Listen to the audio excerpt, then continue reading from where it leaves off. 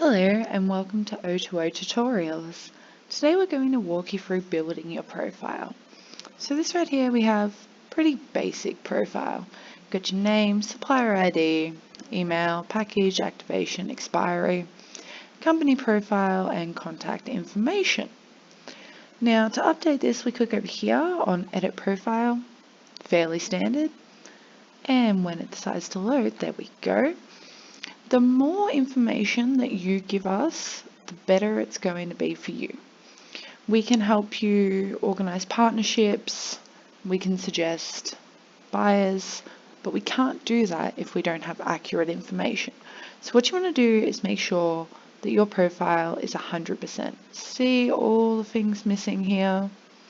That's what we don't want. Okay, so name, company, mobile, category, and phone. All necessities. You're not going to be able to set up your account without putting these in.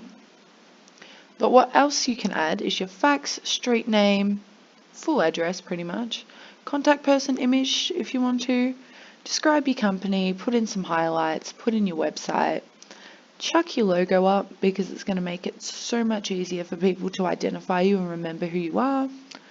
If you've got a business page for Facebook, Twitter, Instagram or LinkedIn, add those all in.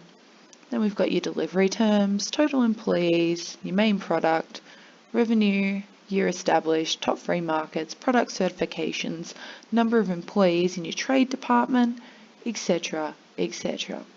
Now this information is going to help our algorithm choose who's going to be best for you to work with. So it's a really good idea to add it all in.